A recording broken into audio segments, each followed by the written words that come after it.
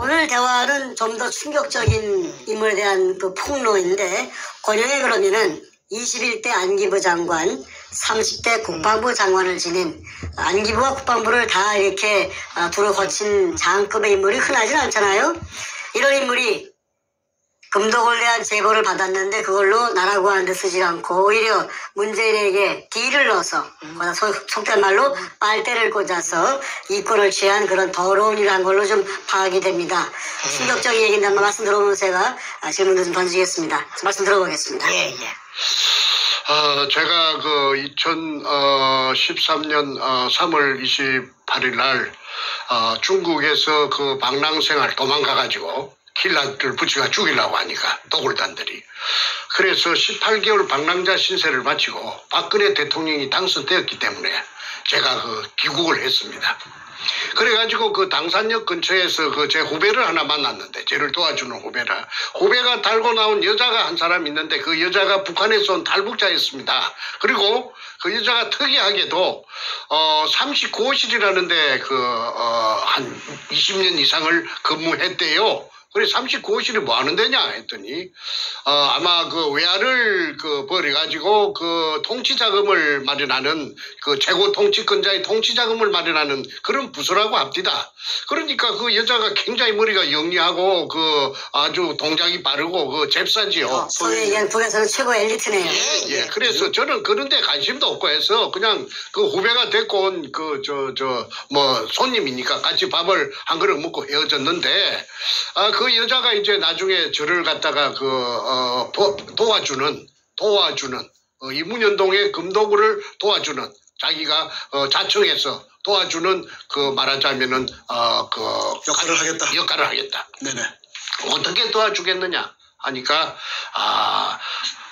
박근혜 대통령에게 알려가지고, 이 박근혜 대통령이 아마 모르고 있는 것 같은데, 자기가 그 박근혜 대통령 앞으로 자기 이름으로서 등기 우편을 보내가지고 이렇게 국가적으로 이거는 하지 않으면은 이게 우리 23,000 탈북자들이 바로 그냥 뭔가 저게 대통령이 되고 나면은 문재인이가 대통령이 되면은 큰 배를 가지고 그냥 다 싣고 그냥 김정은이한테 강제로 갔다가 북송시킬 그런 위인이다. 20조를 물론 정옥자 교수 20조를 다 알고 하는 말입니다. 그래서 이제 저를 도와주기로 했습니다. 그러던 어느 날 선생님 장관을 하고 2번씩이나 하고, 그 다음에 대단한 사람이 한 사람 있죠. 누군데? 했더니, 건영애를 덜미깁디다. 그래서 내가, 잘 알지. 내가 그분은 나를 몰라도 나는 그분을, 이름을 들었기 때문에 잘 알지. 그런데, 왜 그래? 하니까, 그분이 우파고, 또 박근혜 대통령 팬이니까 그분은 믿을 수가 있으니까 그분을 내가 만나게 할 테니까 좀 만나보시겠습니까? 그게야. 그런데 그분은 어떻게 당신이 북한에서 온 사람이 만나게 해줄 수 있느냐 했더니, 내가 그분하고는 아주 긴밀한 사이이기 때문에 만나게 해줄 수 있습니다. 그래서 코리아나 어느 날, 그때가 2013년 연말 정도 된다고 기억이 납니다. 코리아나 호텔에 커피숍 2층에 올라가는데 오른쪽에 은밀한 대화를 나누는 그런 큰 홀이 있어요. 거기서 이제 만났습니다. 건 장관을. 권영애 장관. 예. 자기 부인하고 같이 왔더라고요. 그래서 이제 인사를 하고 나서, 그래, 내가 듣자니까 부산 문현동에 의뢰 공장이 어떻고, 금도굴이 어떻고 하는데 어떻게 된 거요? 저한테 얘기를 좀 해줄 수가 있나요? 그래서, 내가 이야기를 하려고 나왔습니다. 해서 한 3시간 동안, 얘기를, 쭉 했더니, 숨도 안 쉬고 숨죽여서 다 듣고 나더니 하는 말이, 야, 내가 다 듣고 나니까 이제 내 눈앞에 가려졌던 안개처럼 짙은 안개가 눈앞에 짙게 드리워져 있었는데, 이제 짙은 안개가 싹 없어지고 저 멀리까지 잘 보입니다. 정 작가의 이야기를 들으니까 이제 모든 것이 전부 다 이해가 됩니다. 모든 것이 무엇입니까? 했더니, 내가 21대 국정 안기부 장관을 하고, 그 다음에 내가 30대 국방부 장관을 했는데. 안기부장이 장관입니다. 안기부장하고. 예, 안기부장. 30대 국방부 장관을 해서 내가 정보가 대한민국 안에서는 비교적 몇 손가락 안에 들어가기 정도로 내가 워낙에 잘 아는 사람인데, 요 최근에 근래에 들어서 이상한 이야기들이 많이 들었다. 서너 사람으로부터서. 그 얘기가 뭐냐면, 이상한 얘기가 뭐냐면은, 그 문재인이라는 그 사람에게 어디서 돈이 났는지, 엄청난 돈이 그 사람에게 있다고, 그런 말들을 한 각각 다른 서너 군데로부터 들었는데, 자기가 생각할 때 이해가 되지 않았다. 너무나 액수가 크기 때문에. 그래서 어떻게 이상하다, 그게 무슨 말일까, 항상 가슴에 좀 납덩이 매단 것처럼 그걸 하두가 돼갖고 곱씹고 했는데 확인해 볼 길도 없고, 야, 그게 뭔가 하다가 오늘 이제 정 작가를 만나가지고 얘기를 전모를 다 듣고 나니까 이제 그래서 그 안개가 싹 없어지고 저 멀리까지 보이는데 이해가 됐다 이 말이죠. 그러면서 하는 말이, 자, 자기 소개를 하더라고. 내가 육군사관학교, 내 기억입니다. 17회라 하더라고, 17회. 그리고, 나이는 1937년생이라 하더라고. 고향은 경주 사람이고, 중학교를 은양중학교, 경남 울산 옆에 은양중학을 나왔다 하더라고. 그리고 자기 아버지가 그 중학교, 선생님을 하셨대요. 그리고 교육자의, 자제인데, 그래, 이제 고등학교를 시골에서 졸업하고, 그 다음에 육군사관학교 17기로 입고해서, 육군 중장 3스타 때, 그 다음에 국방부 차관이 되었고, 발타 김영삼이 들어서자, 그 다음에 국방부 차관에서 승진해가지고 국방부 장관, 그 다음에 또 안기부장, 이렇게 됐는데, 자기가 국방부 장관 할 때는, 자기 말입니다. 국방부 장관 할 때는 항장엽이라는 그런 북한의 거물을 자기가 안기부장 할 때 그렇다 하다. 항장엽치를 자기가 작업을 해가지고 그걸 한국에 데리고 왔고, 그 다음에 국방부 장관 할 때는 하나회를 척결하는 김영삼이의 지시에 따라서 하나회를 싹 없앴다 하대. 그걸 내한테 훈장처럼 말하더라고. 그래서 아이고 대단합니다 했더니, 자기가 그 국방부 장관을 할 적에 법무부 장관이 있었는데, 법무부 장관이 청와대에 김영삼 시절에 김기춘이라는 거제 사람이 법무부 장관을 했는데, 같은 경상도가 돼서 자기하고는 나이는 자기가 좀 많다고 하더라고. 2-3살 많다고 하더라고. 참 친하게 지내서 그 농담도 하고 아주 가깝다고. 그러니까 그때 김기춘 씨가 말하자면은 그 비서실장을 하고 있었습니다. 박근혜 정권에 청와대 비서실장을 하고 있습니다. 그래서 내가 이제 이렇게 알았으니까, 이걸 안 이상해. 내가 국가에, 19살 때부터 국가의 은혜로서 내가, 그렇게 높은 벼슬까지 내가 두 분이나 내가 했으니까 나는 국가에서 굉장한 혜택을 많이 받았다. 그러니까 국가에 이제 봉사할 기회가 이제 왔으니, 보온을 할 기회가 왔으니, 내가 몰랐으면 몰랐지, 이걸 안 이상해. 내가 가만히 있으면은 내가 이 사람도 아니다. 그러니까 내가, 내 늙은 내 모가지를 국가에서 필요하다 하면 내가 모가지도 내가 내놓을 수가 있는 그런 각오가 돼가 있는데, 이거 내가 알았는데 이 어마어마한 이 커넥션을 내가 안 푼다면은 내가 이 국가에 보존할 길이 없다. 그러니까 나를 믿어주겠소? 하고 묻더라고. 그래. 어떻게 믿어달라는 말입니까? 하니까 내가 언제까지라고는 내가 장담은 못하겠지만은 내가 어째도 이 일을 꼭 해결할 테니까 나를 믿고 내하고 같이 이 문현동 그 의뢰공장의 진실을 해결하는데 내한테 그 일을 맡겨주기를 바라요. 아이 그거 참 내로서는 물어보나 마나 딱이지 딱. 그리고 든든하게 짝이 없는데 그 장관을 2번씩이나 한 사람을 내가 국민학교 내가 선생 출신이 말이야.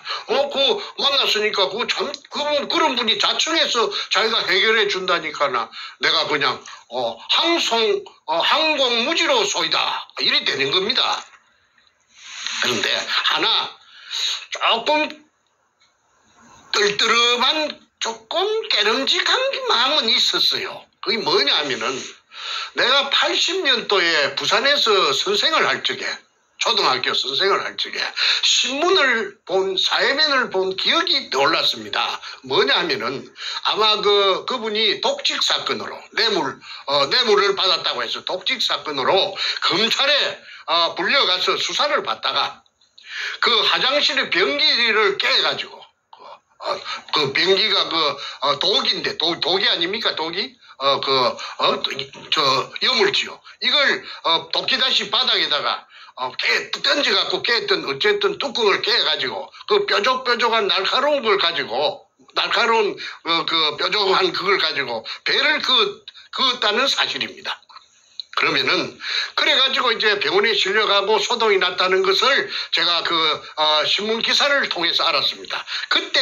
그때는 느낀 소감이 기억이 났는데 그거 쑤시려고 하면은 팍 쑤시갖고 창자가 좀 티 나오도록 저 외놈들 같이 할복을 하려면은 그래가지고 그 창자가 티 나오고 죽든지 살든지 그냥 그래 하지. 그 껍데기만 표피만 피하만 살짝 금이 가갖고 긁어가지고 피가 나왔다 하는 그걸 나는 일컬어서 내가 혼자 말로 그 당시에 중얼거리고로 아이고 아야 사건이네 아야 긁으니까 껍데기만 뺏기지니까 아야 아프지 아야지 그걸로 하면 푹 좀 주시었던지 내가 그 생각한 게 떠올라서 그걸 조금 깨끗했습니다. 그 쇼라고 나는 그 당시에 내가 그 쇼라고 생각했거든요. 권영이라는 사람의 인격이 뭔가 쇼맨십이 있는. 아니 그래서 그게 또 딱 떠오르더라고. 그래서 야 저 사람 믿어도 되나 싶거든. 어쨌든 간에 내가 지푸라기 잡는 심정이니까 그래서 그러면 이제 다음 날 또 만나자. 또 며칠 동안 연구부 만났어요. 만나서 내한테 세 가지를 주문하더라고. 세 가지를. 조건을, 옵션을 세 가지를 걸더라고. 뭐냐면 하나는 첫째 교회에 나오라. 교회는 어느 교회냐 하면은 용산 우체국 뒤에 있는 그 국방부 후문에 있는 국군 중앙교회에 자기가 장로인데 그게 나오는 조건이다. 주일마다. 주일에는 마차 나오는 한 번도 빠지면 안 된다. 그러면 11시부터서 예배가 시작되는 그 예배에 이제 나오라. 교회를 왜 나오라는 거예요? 나오라 하는 것은 조건은 그래 왜 교회에 셌는데 교회가 제가 일산서부터 그까지 먼 길을 와야 됩니까? 내가 물었더니 거기에 나와야 일주일마다 정보를 서로가 진행된 사항에 대해서 정보를 교환할 것이 아니냐. 말이 맞지요. 정기적으로 접촉을 하자. 그렇죠. 교회에서. 그렇죠. 네네네. 그래서 그거는 내가 거부할 마음이 없죠. 그건 더 고맙지요. 그래서 내가 나가기로 지키기로 했고 두 번째는 뭐냐 하면은 이 사건 자체가 대한민국을 죽이고 살리고 하는 사건이 될 것 같은데 자기가 번뜩 생각해 볼 적에 이 대한민국을 이걸 까딱 잘못하면 죽이는데 대한민국을 죽으면 안 되니까 살려야 되니까 자기가 이 일에 전력 투구를 해야 되는데 만약에 이 시간 이후에 딴 데 또 발설을 해가지고 2중 3중으로 발설을 해가지고 건물을 친다면은 그 말이 돌아서 자기 귀에 들어오면은 자기는 그 즉시 손을 뗄 것이다. 아무리 좋은 해결책이 있어도 딱 손을 뗄 테니까 절대 딴 데 그물 치지 말아라. 자기하고만 자기하고만 독점적으로 대화해라. 독점적으로. 자, 거기까지가 두 번째 조건이었고 세 번째 조건은 뭐였나요? 세 번째는 6월입니다. 6월. 절대 금 이야기는 어떤 경우에도 금 말은 골드란 말은 입 밖에도 내지 말아라. 그 골드란 말을 갖다가 입 밖에서 정작가 입에서 나왔다고 인정되면 제 손 뗀다. 내가 손 뗀다. 그러면 어떻게 해야 됩니까? 하니까 금 이야기는 하지 말고 6월 이야기만 해라. 6월 이야기만 해라. 그 이유는 묻지를 마라. 그막 6월 이야기만 하지 금 이야기는 절대 하지 말아라. 이런 거 하니까 뭐 금 얘기하면은 금을 쫓는다는 오해를 받고 그러니까 어떤 유해에 대한 어떤 그런 그 공익적인 얘기를 해라 그런 뜻이 아니었을까요? 그래서 내가 이제 해석하기로 예, 내가 그 사람이 이제 금을 탐이 나서 정충제를 도와주고 그다음에 의뢰공장 찾는 일에 한다 하는 그 세상으로부터서 어떤 비웃음을 살까 싶어서 그런가 나는 그렇게 해석을 했습니다. 금 이야기는 하지만 그거는 또 어찌 보면 당연하다고 할 수가 있죠. 예, 이해했습니다. 한 번도 안 나왔으니까 한국 사회에서 금이 나온 적이 없거든. 그래서 그 세 가지는 어려운 것도 아니고 제가 그렇게 지키겠습니다. 그래서 약속을 하고 해가 바뀌었습니다. 2014년이 되고 15년까지 2년 동안에 그래도 열심히 나가고 제가 약속을 잘 그러니까 결론은 뭐냐면 권영의 본인하고만 얘기하고 절대로 함구하고 딴 데 가서 말도 입도 뻥긋하지 말아라. 예. 그리고 2년 동안 자기하고만 교류해라. 예, 그거 아니었습니까? 예. 자기가 해결하겠다. 그래서 해결했습니까? 아니 그 해결은 자꾸 이제 해결은 내가 또 맡기는 거 챙기는 것도 아니었고 어찌 됐습니까 물어볼 수가 없지. 그래서 인내심 가지고 그냥 기다렸어요. 기다리지요. 그러니까 기다리는데 이거 뭐 오늘은 무슨 좋은 소식을 줄라나 내일은 좋은 소식을 줄라나 하는데 그 사람이 그 신뢰가 안 가는 부분이 좀 있더라고. 뭐냐 하면은 이 양반이 또 내를 갖다가 부산에 가서 향군 회장 호남이를 만나라. 그 다음에 또 뭐 저 성수동에 가서 향군 회관에 가서 영광급 장교 연합회 누구를 만나서 뭘 해라 하는데 그 가면은 그 사람들이 좀 그 건장관이 시킨 그 말을 하면은 좀 시덥지 않게 좀 별로 신통치 않게 별로 그래서 이거 내가 한 서너 번 땡기다 보니까 내가 또 놀림방으로 말이지 시간 걸대우로 땡기는 것 같지. 그 나를 뺑뺑이를 돌리는 거 훈련시키는 것 같지. 그런 기분이 들더라고. 그래서 이거 무엇이 이게 옳은 일인가 나쁜 구전 일인가. 내가 부산까지도 갈 때 내가 무슨 어디 월급 받는 사람도 아니고 내가 어디 뭐 연금이 나오는 사람도 아니고 전부 생돈을 가지고 땡기려고 한 게 죽을 지경인데 동쪽으로 가라 서쪽으로 가라 하고 또 심지어는 한 번씩 내를 불러내는데 그 남산 케이블카 밑에 건국회라는 데가 있어요. 비석이 있어요. 그 건국회에 총회하면 내를 꼭 나오라고 그래요.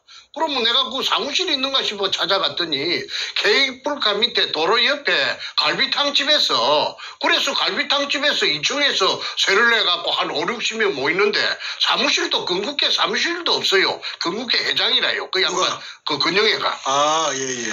근 장관께서 그런데 이 밑에 오는 사람들이 그 회원들이 그 주로 군인들인데 예비역 군인들인데 이 사람들이 저 건장관이 없을 적에 뭐 불평불만을 하는데 뭐라고 하느냐 하면은 별명이 건상사라 하더라고. 건상사. 권영의 장관을 대해서 장관을 건상사가 뭐 오늘은 뭐 웃자고 저짜고 사더라고. 그래 건상사를 누구를 보고 건상사라고 하요 할게. 권영의 그 장관의 별명이 건상사라고. 건상사 아니요. 그래 상사라 하면은 그 장교하고 소위하고 그 병장하고 사이에 저 내무반에 가면 중대 스님하사 그런 그 특무상사 위에 작대기 밑에 4개에다가 권상사라 부르는 이유가 있겠네요. 그래 군상사 왜 군상사라고 그 계급을 몇 계급을 강등시켜갖고 건상사가 뭐요 했더니 좁쌀 영감이라고 이게 막 시시콜콜하게 막 오만 것 때만 것 다 챙기고 다 그거 하고 그다음에 그 인색하기로 말하자면 구두쇠기로 이로 말할 수가 없다 이거야. 그러니까 권영애 씨가 없을 때 흉을 그렇게 받고. 그래서 내가 근상사라 하는 그걸 내가 글을 쓰는 사람인데 충분히 내가 그 근상사 왜 근상사라 하는지 내가 어필할 수가 있죠. 그래서 내가 하나 회의감이 드는 것이 근상사라 하는 별명으로 자기네들 군대 후배들이 놀리는 그런 별명을 지을 정도 되면은 저 사람이 어떻게 이렇게 큰 이런 어마어마한 이런 일을 해결을 과연 해낼까 하는 그런 의구심이 들었어요. 그런데 아니나 다를까 그 김기춘 그 양반을 만났다 하는 그런 명쾌한 이야기도 안 하고 청와대에 자기는 마음대로 출입할 수 있다고 해놓고는 들어가서 박근혜 대통령하고 만났다는 얘기도 없고 내가 물어봐도 아이 뭐 조금 더 기다리라 뭐 이런 식으로 조금 귀찮은 그런 기색도 보이고. 아니 박근혜 대통령한테 청와대 들어가서 그냥 같이 독대해가지고 그냥 얘기해버리면 되는 것인데 그걸 무슨 또 거의 뭐 결혼식 날 잡는 것 같이 이래 하니까 사람이 그냥 한장을 하겠더라고. 그러던 차에 한 번은 내를 보고 현장에 오늘은 내일은 현장에 한번 가봅시다.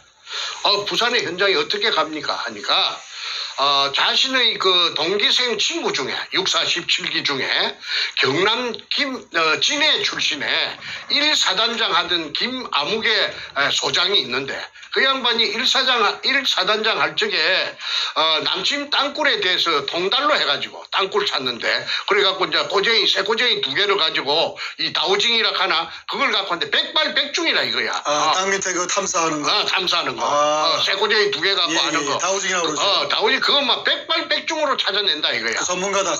그리고 그 속에 무슨 금 같은 거 그런 금속이 있어도 다 그 반응을 다 체크할 수가 있으니까 그 건장관께서는 자기 친구 그 아무개 소장님을 김 소장님을 초청할 것이고 그 다음에 내도 또 한 사람을 정작가도 한 사람을 금을 찾고 그 다음에 구례를 찾을 수 있는 그런 사람이 있으면 한 사람 대라 그래서 그리고 나는 이제 그 강원도 원주에 그 윤아무개라고 필리핀에서 금 찾아서 인생을 바친 금 찾아다니면서 인생을 바친 윤아무개라고 내하고 나이 같은 사람이 있어요. 내하고 친구가 됐는데 그래서 윤아무개를 갖다가 이제 불러 올렸습니다. 그래서 이 윤아무개는 그 이전에 저 한국은행 지하 금고에 금이 얼마나 있는지 그 미션을 줘가지고 그 체크를 한번 그 측정을 한번 한 적이 있었는데 그 서울에 대해서는 그 사람이 청춘을 갖다가 필리핀에 25년 동안 돌아다녔으니까 서울 소공동 근처는 잘 모릅니다. 그런데 한 30분 만에 찾아내더라고. 그 미독 신세계 백화점 앞에 그 조형물이 있는 동상같이 조형물이 있는 분수대가 있는데 그 밑이 저 한국은행의 그 금창고라 지하 몇 메다가 그 금창고인데 거기서 금의 양은 지하 몇 메다 그거 내가 잊어버렸는데 지하 몇 메다 지점에 금이 요게 한국은행 그러니까 그게 한국은행 금창고인데 보유금이 한 15톤 정도 체크되네요 이렇게 하더라고. 그러니까 그때 한국은행에 근무한 적이 있는 그 아주 높은 간부가 한 사람 그 옆에 있었는데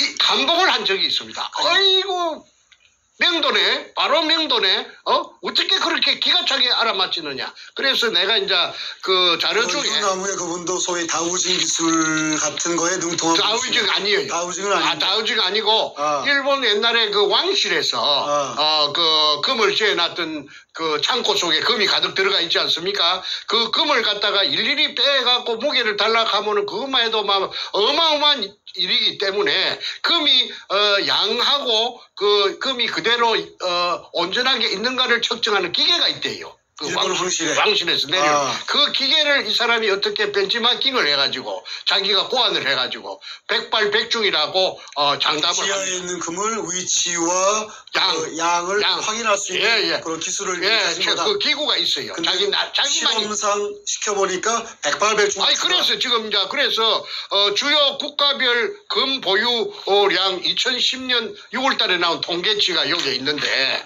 이게 보니까 국가의 금 보유량이 한국의 금 보유량을 한국은행 아까 말한 신세계 백화점 밑에 그 분수대 밑에 그게 있다고 했지 않습니까? 그게 있는 게 맞아요. 그런데 그게가 15톤이라고 했는데 여기에 찍기가 있는 거는 14.4톤이라고 요 맨 밑에 찍기가 있어요. 정확하게 찍히네요 완전. 바로 그냥 기가 막힐 지경이죠. 제가 화면에 잠깐 보여주겠습니다. 이야 그렇군요. 잠깐만요. 여기 보시면은 여기 제목부터 보여드리겠네요. 제목에 보면 주요 국가별 금 보유량 해가지고 2010년 6월 자료인데 미국이 뭐 8,000톤 어마어마하게 많고 1등이고 쭉 내려가서 대한민국이 금 보유량이 56인데 14.4톤으로 공식적으로 통계가 잡혀 있네요. 근데 그분이 말씀하신 15톤 집었으니 정확하게 그래서 의심의 더 이상 그 사람의 실력에 대해서 이야. 의심의 할 수 있는 그게 조건이 아무것도 없지요. 그래서 이제 윤을 불러들이서 가지고 그 군인 출신 그 권영애 씨의 군인 출신 그 다우징 전문가 한 분하고 바로 이 윤아무개하고 2명을 데리고 현장을 갔다. 예. 됐습니다. 이해됐습니다. 그래서요. 근 장관의 구인성 승합차를 고속도로 버스 전용 차선에 달릴 수 있는 걸 타고 그 부산 현장에 갔습니다. 가서 이제 두 사람이 이제 그 현장에 비가 부슬부슬 오는데 그 육군 소장 권 장관의 친구하고 그다음에 이 원주에서 온 그 윤하고 둘이서 이제 금시초문으로 만났던 것입니다. 그 사람들도 아는 사이가 전혀 없지요. 그런데 둘이가 딱 일치가 되는 것입니다. 여기서 저기까지 약 50m가 되는데 그 지하 몇 미터 지점에 공간 반응이 나오고 그 이제 밑에 공간 반응이 나오는 그게 어마어마한 공간 반응이 나오는 그게 의뢰공장입니다. 그리고 이제 그 동네 일대를 쏘다니다가 이제 특기사항이 이제 두 사람이 다 공간 반응이 일치가 되는데 그 옹벽 위쪽에 산동네에 그렇게 말하자면 내가 구멍 뚫은 그 산후의 그 근처에 1174번지입니다. 1174번지입니다.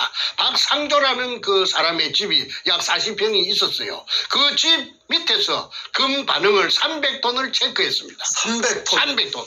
100톤, 300톤을 체크를 누가 했느냐? 두 사람 다 똑같이. 두 명 다 똑같이 300톤이라고. 예. 이야. 자, 그래서 그 밑에 그런데 이거 희한한 말은 그 구멍을 뚫는 시추 기계를 전공하는 그 기계를 보링하는 기계를 동원해서 이게 자기가 파악하는 그 위치에다 구멍을 뚫으면은 금을 이렇게 찍었어.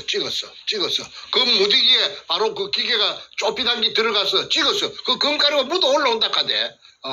묻어 올리겠다고 자신하는데 그렇게 아까 소장도 일치되고 그다음에 원주에서 온 이 필리핀 이것도 일치가 되고 이러니까 기분이 좋다고 그날 의뢰공장 찾는 것도 확인했고 그다음에 금도 300톤이 나오니까 아까 건상사라고 불리는 그 건장관께서 돌아오는 차속에서 기분이 좋은지 그 봉투를 갖다가 하나서 잡아내갖고 갈라주더라고. 그게 이제 그 문현도 일대 중에서 한 특정 부분에만 300톤이라는 얘기죠? 그렇죠. 그죠? 그게 1174번지인데 그게 이제 도굴단이 만든 그 지도 의뢰공장 내부 도면에 보면 금이 있다고 표시가 되어 있습니다. 백준엄이가 그 금을 거기가 지하 몇 공장이죠? 지하 1공장. 자, 먼저 다시 정리하죠. 대한민국 국가가 보유한 금이 아까 얘기한 14몇 톤이고 14.4톤. 기껏해야 15톤이 맥시멈인데 문현도 약 15톤이라고 했죠. 그렇죠. 문현도 일대 중에서도 거기 특정 주소지 밑에 있는 것만 300톤이 있다고 두 명의 서로 모르는 각각의 전문가가 동시에 확인한 300톤이다. 어마어마합니다. 자, 그 다음 얘기가. 그때까지 그게 아마 다 끄잡아낸 게 아니고 금이 양이 많으니까. 그렇죠. 내나 탁종수라는 자가 그 도굴단에 탁종수 있잖아요. 김성태 옆에 앉았던 거, 그 멍청하게 앉아있는 거. 그게 내한테 월경 기순에 온 적이 있었다고 했죠. 그럴 때 금이 다 끄잡아냈느냐 물어보니까 일부는 끄잡아내고 일부는 더 깊은 곳으로 들어갔다고 말했거든요. 그런데 더 깊은 곳이라 가면은 일단은 그게 있는 금을 안쪽으로 더 이었다는 것입니다. 그런데 백준영이 만든 의뢰공장 내부 도면에 보면은 그게가 금이 있었다는 표시가 되어 있기 때문에 그게 아마도 처음부터서 300톤은 애놈들이 그게 도망갈 때부터서 그게 있었던 것이 아닌가 그렇게 저는 추정하고 있습니다. 자, 그래서 이제 그 군영을 떨벌라고 혈안이 됐던 것입니다. 그런 때마다 자꾸 동네 주민들이 방해를 하고 막 온갖 세력들이 방해를 하기 때문에 기계가 뚫을라고 내려갔다가도 서울에서부터 내려갔다가도 님비 현상으로 인해서 박구에서 올라온 헛돈을 많이 썼습니다. 자, 그런데 이제 이 권 장관께서 아까 이제 이제 입이 찢어질 듯이 해가지고 그 봉투를 하나씩 주는데 내가 올라와서 내가 찾아본게 5만 원짜리 2개 들었대. 누구한테 봉투를 줘요? 아니 근 장관이 얼마나 내가 그 봉투 주는 거 처음 봤어요. 그런데 10만 원 들었는데 그건 윤은 얼마 들었는 거 내가 물어보지 않았어요. 왜 그러냐 물어보면 내 자신이 너무나 비참할 것 같아서 내가 자존심도 있고 해서 내가 그냥 입 닫고 말았는데 솔직히 말해서 어디 가작값도 아니고 말이지 5만 원짜리 2장을 갖다가 여줄서 저 사람이 그러기 아주 작구나. 그런데 자기 집에 가보니까 자기 집이 내나 분당에 죽전에 있는 현대 아파트 앞에서 현대백화점 죽전역 앞에 현대백화점 앞에서 마을버스를 타는데 LIG 아파트라고 기억이 됩니다. LIG 아파트 옆에 자이 아파트 80평에 살더라고. 80평에 그거 늘은데 어떻게 이 집이 운동장 같은 집에 삽니까 하니까 자기가 평생에 책이라든지 무슨 이런 물건 같은 걸 버리기도 아깝고 해서 식구가 며칠 되지 않지만은 이런 넓은데 아니면 안 된다고 그래서 집은 대걸 같은 집에 살더라고. 잘 사네요, 소위 얘기해서. 80평짜리 아파트 살기가 쉽지 않죠. 청소만 하려고 해도 청소하는 전담 요원이 한 사람 있어야 됩니다. 자, 그래서 연금도 나오고 또 장관하면서도 많이 벌 있을 건데 그렇게 항상 오라고 해가지고 가면 밥때가 되면은 죽전역 앞에 현대백화점 뒤에 항소곡반이라고 갈비탕집이 있어요. 불고기도 팔고 불고기는 내가 한 번도 안 얻어먹어봤고 갈비탕 5,000원짜리 항상 그겁니다. 그래서 그거라도 내가 나는 5,000원짜리 그런 거는 내가 시들해서 잘 안 사 먹는데 거기서 내가 5,000원짜리를 질리도록 먹은 그 기억이 납니다. 어쨌든 그분을 헐뜯으려고 나온 것이 아니고 항상 사이드로 뺑뺑 돌더라고. 사이드로. 문현도 현장에 처음 간 거는 한 번밖에 없고 그리고 내가 그 다음에 이제 KBS PD 양성모라고 기억이 됩니다. 키가 좀 후리하이 큰 길. 이걸 어떻게 해가지고 양성모죠. 양성모. PD를 이 젊은 사람을 갖다가 어떻게 해가지고 이 사람 데리고 저 중국의 해남도에 가고 그거 갔다 오고 프로를 찍고 그랬었더라고. 그래서 왜 해남도를 부산 문현동을 놔주고 해남도는 하이난섬.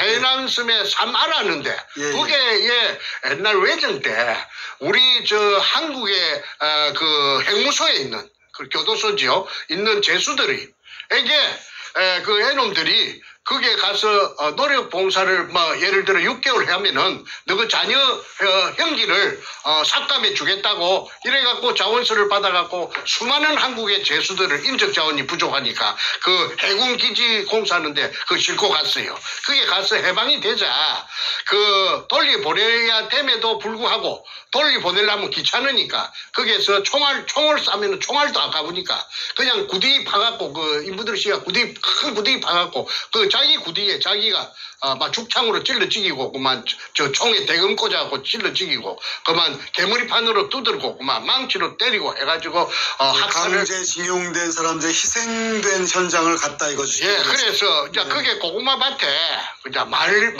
갔다 온 이야기를 그래야 돼. 고구마밭에 고구마가 무성한데 흙을 구두발로 가지고 앞부리를 가지고 흙을 한 10cm만 덕덕 걷으면은 탁 발에 밟히는데 그게 두개골이라 두개골.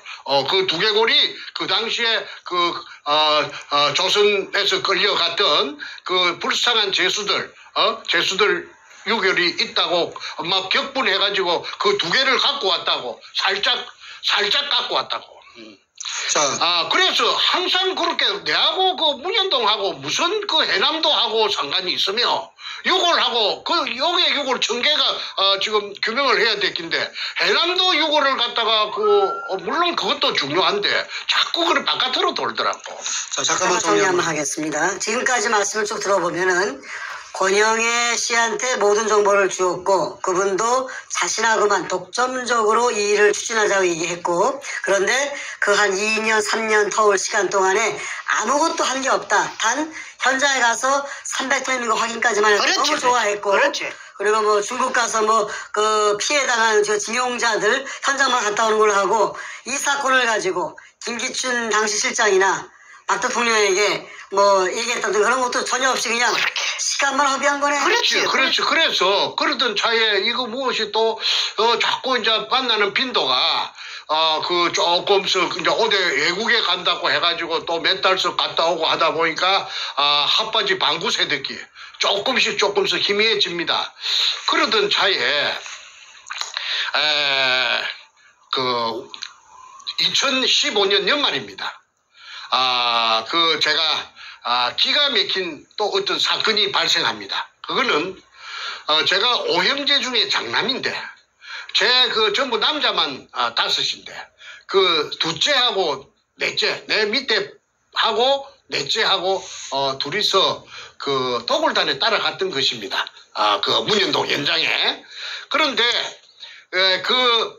둘째 보고 이제 우리가 세월이 가니까 우리가 팽당했다. 이용만 그때 문현동 금도굴 현장에 서너 달 있었던 것은 저 도굴단한테 우리가 지금 와서 생각하니까 쟤들이 막 벤츠 S600을 타고 난리를 지고 부산에서 잘 살고 그냥 귀족이 돼가지고 그냥 번쩍번쩍한 차를 타고 다니는 거 부산 바닥이 좁으니까 알지요. 야 저거 어떻게 해야 되겠나. 그러자 정옥자 교수의 20조도 알게 되고 하니까 내한테도 오지도 못하고 행정안끼리도 이간을 시켜놓으니까 그래서 자기는 둘째하고 넷째가 상의하기를 우리가 이 세상에 알리자. 그러면 어떻게 해야 되느냐면 문재인이 그 사무실이 사상에 있는데 국회의원 사무실이 거기에 들어가서 사건을 하나 일으키자. 그게 뭐냐면 그 문재인이 사무실의 신나통 사건입니다. 그래서 둘째는 간이 작아갖고 아이고 나는 무서워서 안 할래 하고 옹골아져 삐고 빠져삐고 그러면 넷째는 젊었을 때 어릴 때 근투 선수니까 주먹이 세니까 그럼 내가 혼자 하겠다 해서 문재인이 국회의원 사무실에 그 인질극을 신나통을 들고 가서 인질극을 벌렸던 그 사건이 언제였죠, 시점이? 2015년 12월 30일이라고 기억이 됩니다. 네네, 알겠습니다. 예. 그래서 그때 내한테 전화가 왔더라고. 이제 그날 막 뉴스에 오전 10시부터서 밤 12시 자정까지 온 한국에 있는 공중파든지 종편이든지 무엇이든지 전부 방송국이라 하는 방송국은 전부 다 이것만 취급했습니다. 부산 문현동 이것만 정규 방송 중단하고 부산 문현동 문현동이 아니고 사상에 그 문재인이 사무실에 그 신나통 인질극 이것만 계속해서 들었습니다. 그런데 12시 자정이 지나니까 약속이나 한 것처럼 딱 전부 다 올 수도 없대 있고 모든 방송이 누가 조정했지요. 누가 조정을 작동을 했죠. 그러네요. 그래서 이제 그래서 그나마 그래도 사건이 벌어진 10시부터서 자정까지 14시간 동안 도배를 하듯이 온 한국에 모욕을 하듯이 했기 때문에 세상이 그때 문현동 금도굴이 최초로 알려지게 된 것입니다. 알겠습니다. 사람들이 믿든지 말든지 그거는 뭐 안 믿든지 간에 최초로 알려진 겁니다. 자, 그때 내한테 뜻밖의 전화를 했더라고. 권 장관이. 정 작가 동생이 맞소? 내하고 좀 닮았는 모양이라. 그래서 네 맞습니다 하니까 그걸로서 건장한하고 저하고는 말하자면은 사연하라 종친 것입니다. 그 다음에 내가 전화 걸 이유도 없고 그 사람도 전화 안 오니까 끝난 거 아닙니까? 그런데 내 마음속에는 굉장히 괘씸하지요. 정보만 쏙 빼갖고 가서 말이야. 핫바지 방구 새듣기 말이야. 그거 장난치는 것도 아니고 그렇다고 내가 맡기는 거 달라 하는 식으로 서로가 계약이 있었던 것도 아니고 내가 항의할 수도 없고 그래서 자, 잠깐만. 제가 한번 좀 질문을 하나 할게요. 좀 납득이 안 가는 부분이 있는데, 그렇게 2, 3년간 공을 들이고 권 장관과 관계를 맺다가, 이번에 그 동생분의 그 문재인 사무실 신나 사건이 벌어지자마자, 그러고 이제 관계를 끊었다 하셨는데, 왜 끊으신 거죠? 아니, 그쪽에서 마무리를 해줘야 될 텐데. 2년, 3년 동안, 횟수로 3년 동안 질질 끄고 사람을 갖다가 민방위 훈련시키는 것처럼 골탕을 먹여놓고는 아이 뭐 그 외국에 간다 뭐 어쩐다 해가지고 그냥 문현동하고는 뭐 별로 관심도 없고 하니까 아 저 틀렸구나. 나는 이미 고표를 쳤습니다.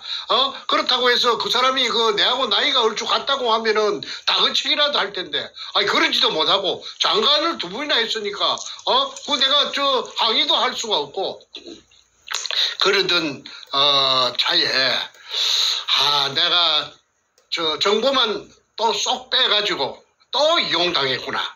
그러면 저 사람은 그 정보를 갖고 어디에 쓸까? 어디에 썼을까? 내가 바보가 아니니까 생각해 봤지요. 그거는 저는 그렇게 생각합니다. 덕수궁 앞에서 그 시청 앞에서 저 당기국의 그 태극기를 할 적에 그 사람이 그 뜻밖에도 그게 나타나고 또 그 좀 있다가 헌법재판소 앞에서 뭐 단식을 한다고 해서 나는 당장 저 사람이 쇼하고 있구나. 쇼를 하고 있구나. 저 아까 제가 그 서두에 말씀드린 것처럼 아이야 사건 이야기했습니다.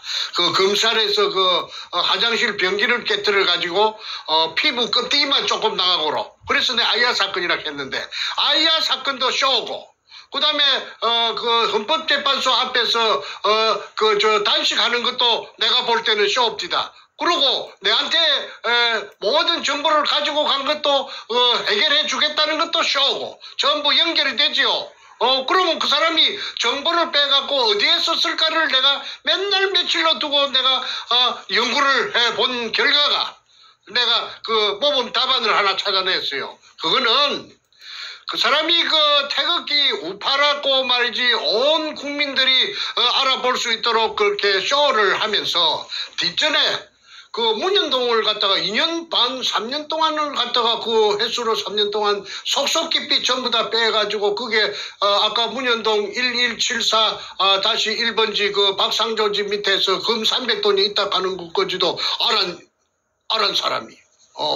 그런데 그걸 어디 그만 가만히 있고 뭐 입에 자꾸 채웠겠습니까? 목적이 있어서 그렇게 빼냈겠지요. 그것은 내가 볼 때는 문재인이하고 서로 보지 않는 곳에서 책상 밑에서 내통을 하고 있었다. 내통을 하고 있었다. 그러면 어떻게 내통했느냐?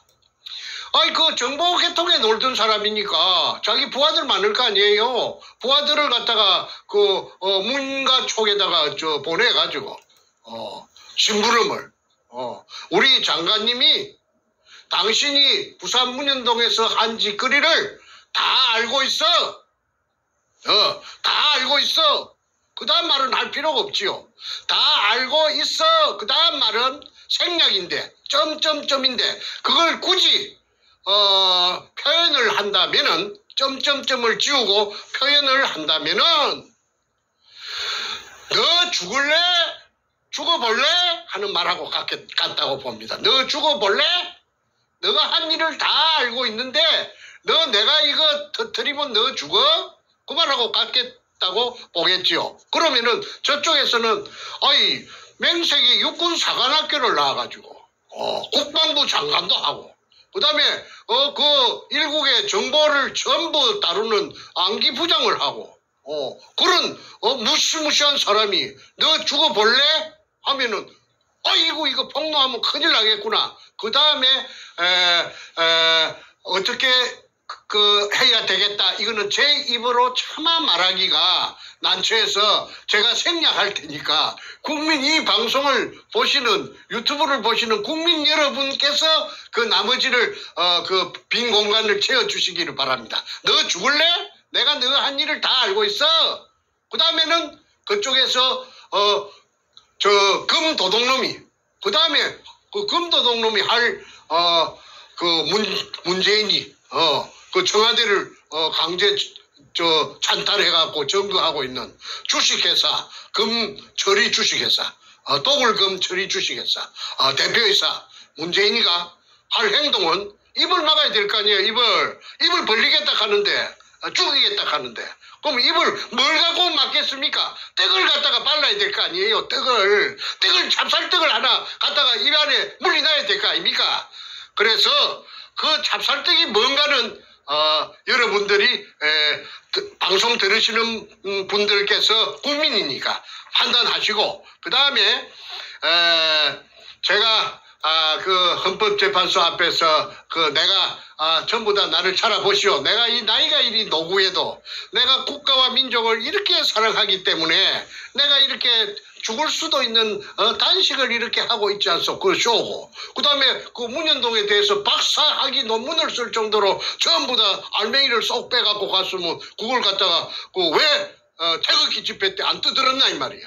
그걸 떠들었으면은 그때 이 나라가 말이야 바로 잡히고 박근혜 대통령 감옥에 가지도 않고 말이야. 이 나라가 바로 뭔가 그때 정체가 드러났기 때문에 작살날 뻔니까 아니야 말이야. 그 다음에 그 청와대 주사파들이 정규하지도 못하고 전부 다 맞아 죽었을 거 아니냐 이 말이야. 그런데 그때 입 쳐닫고 말이야.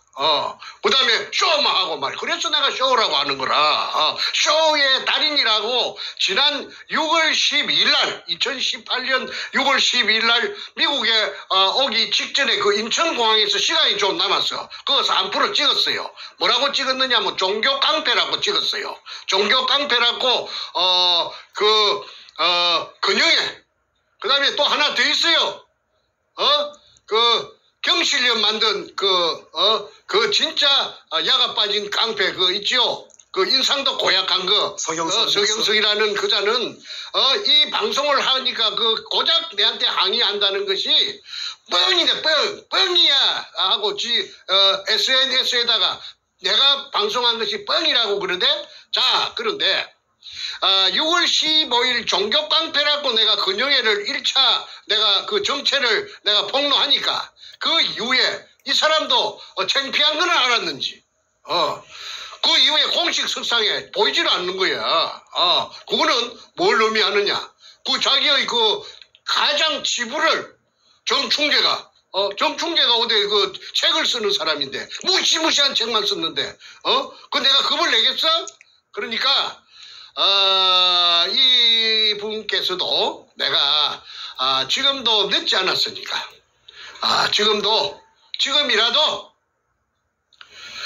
자신이 내가 오해를 하고 있다면은 공식적인 매체에 나타나서 유튜브도 좋다고 나타나서 문현동 그때 취득한 정보를 내가 문가한테 공갈로 쳤다. 공갈로 쳐서 좀 빼먹었다.